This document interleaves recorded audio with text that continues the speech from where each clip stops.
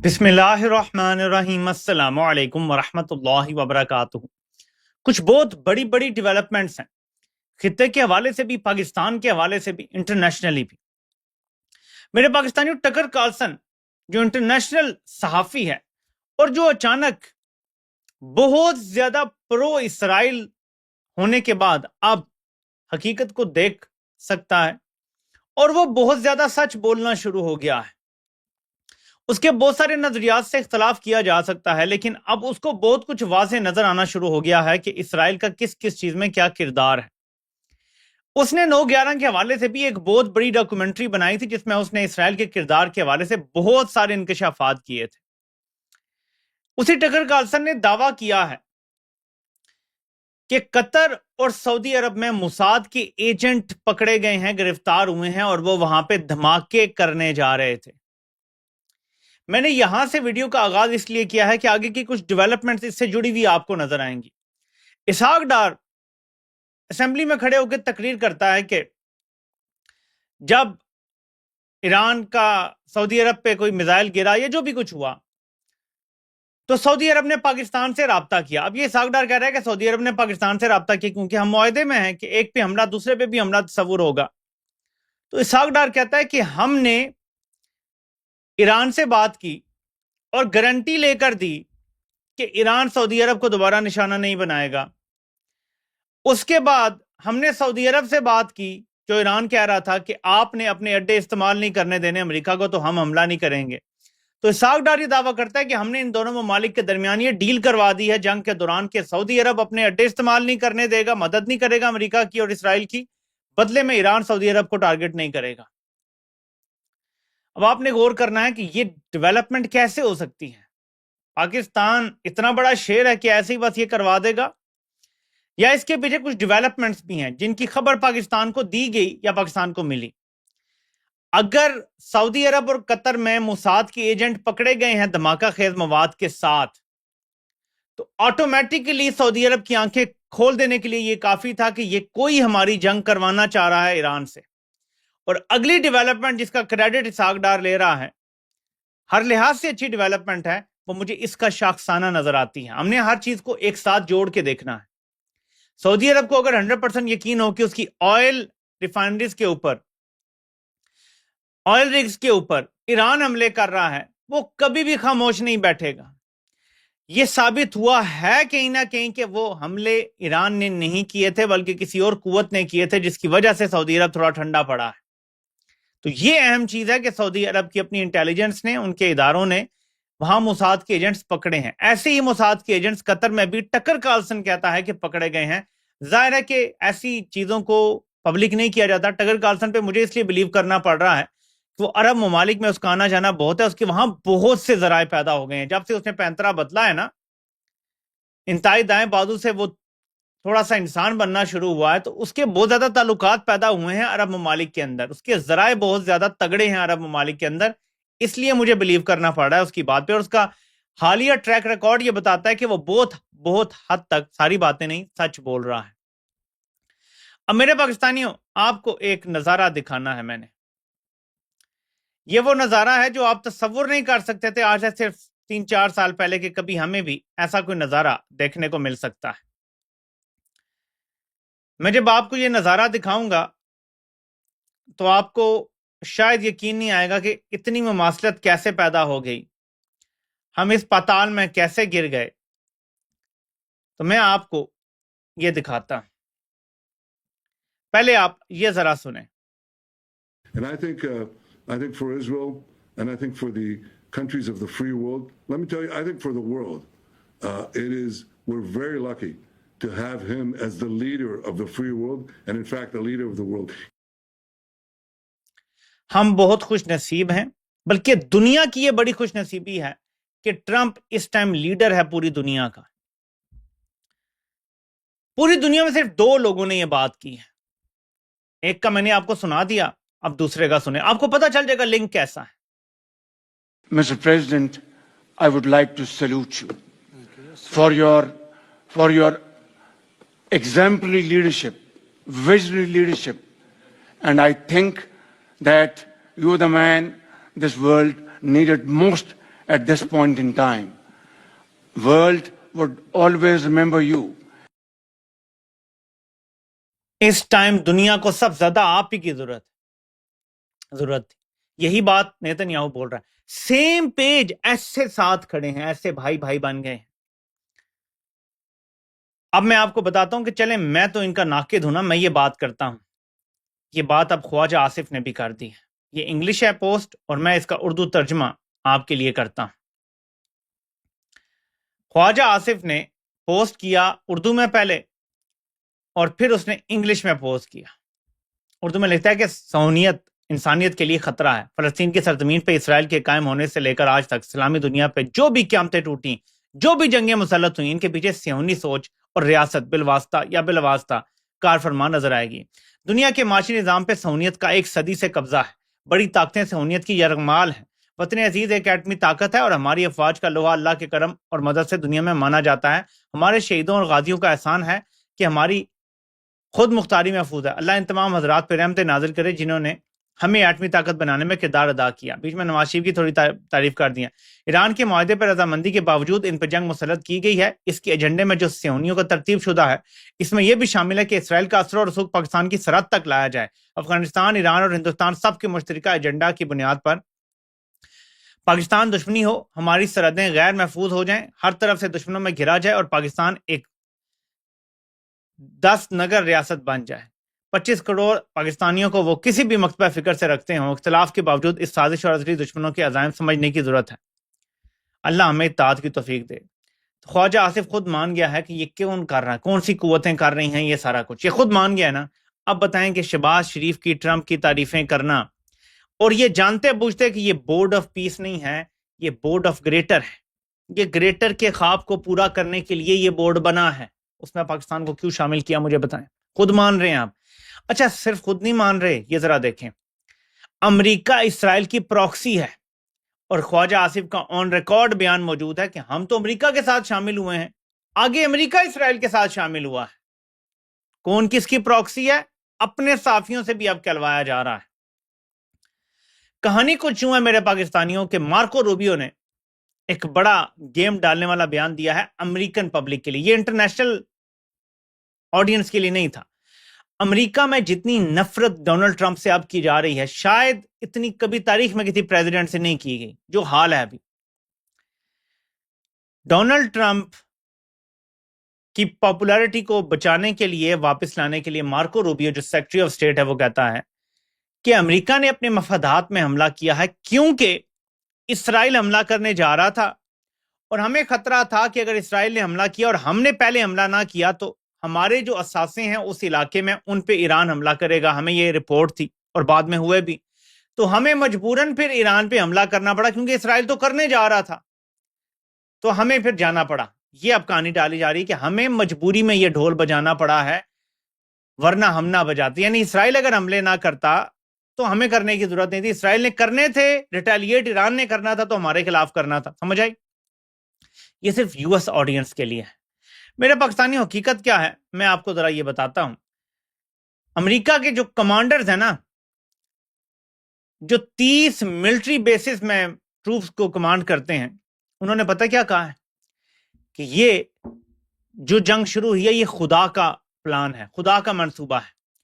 اور یہ جو ہرمجدون، یا جسے ہم آرماگیڈن کہتے ہیں، یا جسے ہم ملحمت العظمی یا ملحمت الکبریٰ کہتے ہیں اسلام میں، یہ وہ جنگ شروع ہو گئی ہے.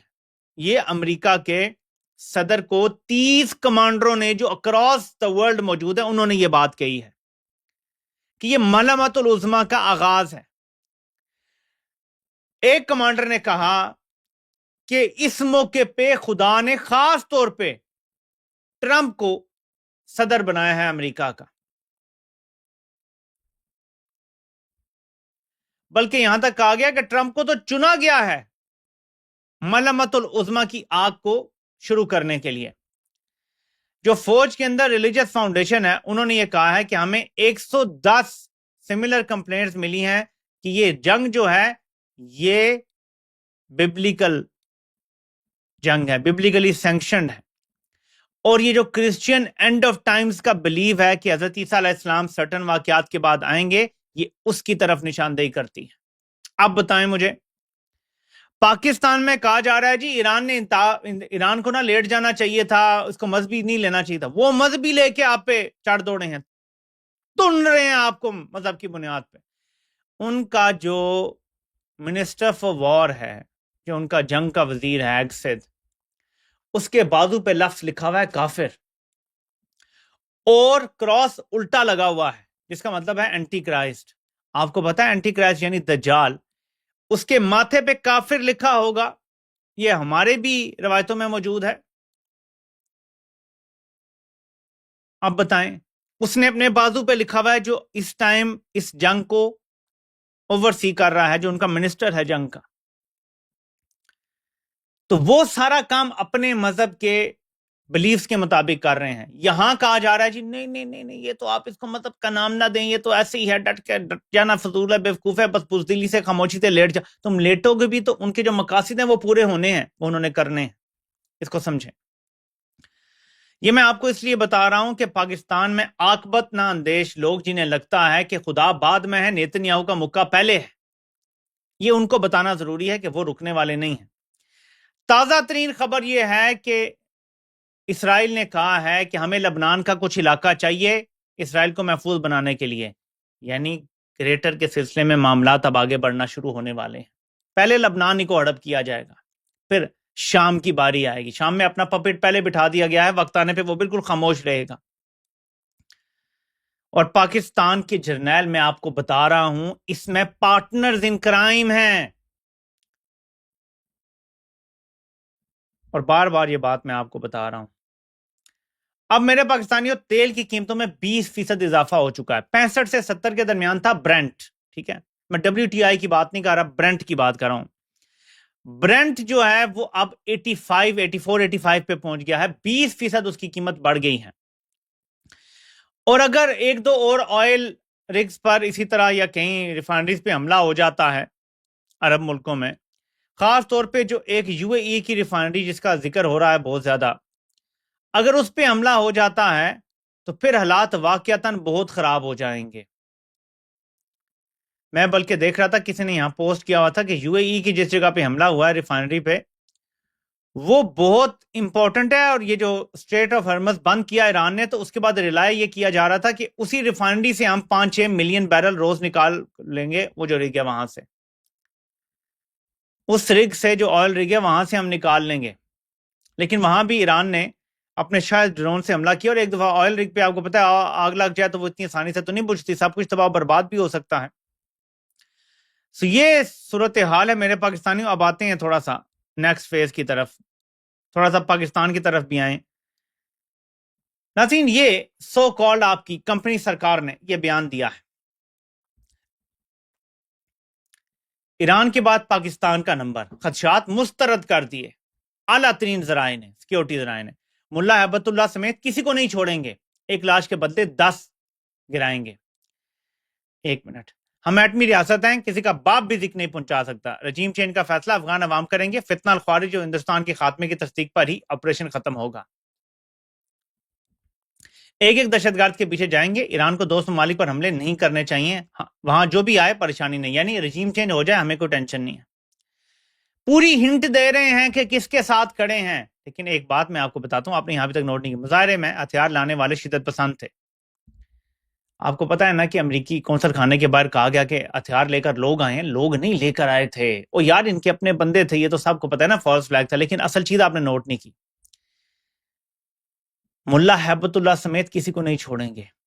اور فوجی ٹاؤٹوں نے یہ لسٹ جاری کی ہے. ذرا غور سے اس لسٹ کو آپ نے دیکھنا ہے, غور سے دیکھو.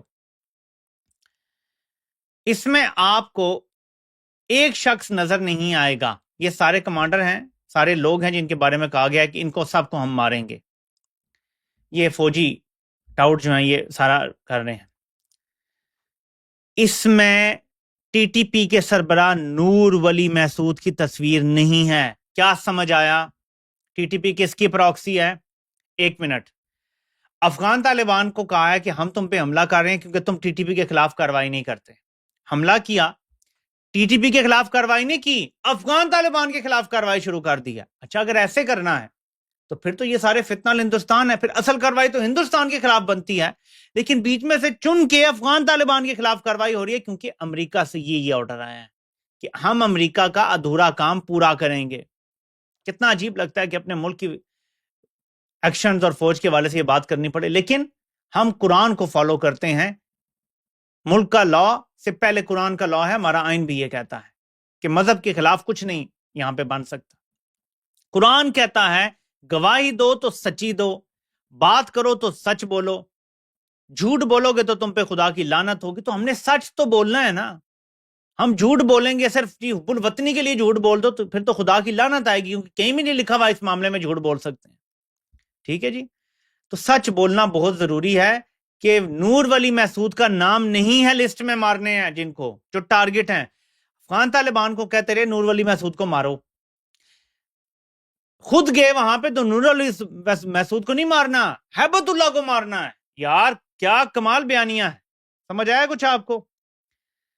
اب اس کے بعد ہم تھوڑا ایک سٹیپ اور جاتے ہیں کہ یہ مزید کیا غلاظت کرنے جا رہے ہیں۔ اس کے لیے آپ کو یہ دیکھنا پڑے گا، یہ نون لیگی اور کمپنی کا ایک گندا ترین انسان ہے۔ یہ لکھتا ہے پہلے ٹانگ، پھر آنکھ اور اب دل۔ یہ بڑا قریب ہے کمپنی کے اور نون لیگی۔ یہ وہی ہے جس نے رو رو کے کہا تھا کہ ہمیں کیا دیتے ہیں یہ بیانیہ بناؤ، پھر ہمیں بنانا پڑتا ہے، روٹی بھی تو کھانی ہے۔ اس کو پھر کسی نے بولا ہے نا کہ اب عمران خان کے دل کا مسئلہ ہو گیا ہے، پہلے ٹانگ یعنی گولی ماری، پھر آنکھ یعنی خراب کی ہم نے اس کی، اور اب دل۔ اور عمران خان کی آپ کو پتہ ہے نا کہ ایکو ہوئی ہے، ای سی جی بھی ہوئی ہے اور ایکو بھی ہوئی ہے۔ اس میں دل کے پورا دیکھتے ہیں، سارا کچھ اندر سے چیک کرتے ہیں الٹرا ساؤنڈ ٹائپ کر کے۔ تو میرے پاکستانیوں یہ بھی بڑی خطرناک صورتحال ہے، ہمیں عالمی حالات میں یہ بھی دیکھنا ہے کہ ادھر بھی یہ کوئی کاروائی نہ ڈال دیں کہ ہم تو جنگ میں مصروف ہیں۔ میرا آپ سے ایک سوال ہے پاکستان، بڑا مشکل سوال پوچھنے لگا ہوں، بڑا تکلیف سے بڑا تلخ سوال پوچھنے لگا ہوں۔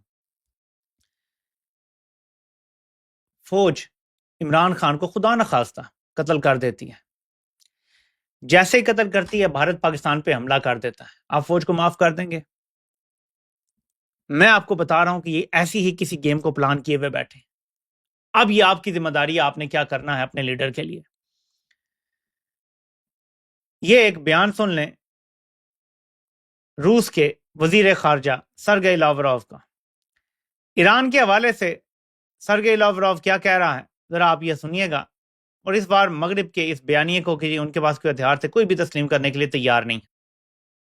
We keep hearing about the goals of this war regularly,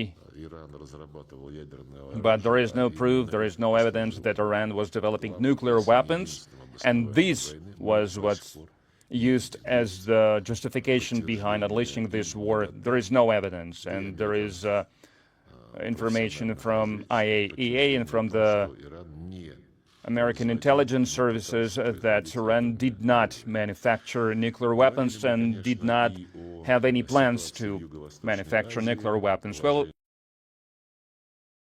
سو مسترد کر دیا ہے سارا بیانیہ، نہ ان کا کوئی منصوبہ تھا ایٹمی ہتھیار بنانے کا، نہ وہ بنا رہے تھے، نہ انہوں نے بنانا تھا۔ تو روس بالکل واضح ہے، چین بالکل واضح ہے، چین نے کہا ہے کہ ایران کو اپنے دفاع کا پورا حق حاصل ہے۔ اب ایک چیز سامنے آئی ہے جو میں نے نوٹ کی ہے، ایرانی اکاؤنٹس کی طرف سے بہت ساری امریکی بیسز کی سیٹلائٹ تصاویر سوشل میڈیا پہ ڈالی جا رہی ہیں۔ فار ایگزامپل یہ بحرین میں جی ایئر بیس ہے، یہ فلان جگہ ہے، یہ قطر میں ہے، تو باقاعدہ ایکوریٹ تصویریں بنا کے سوشل میڈیا پہ ڈالی جا رہی ہیں۔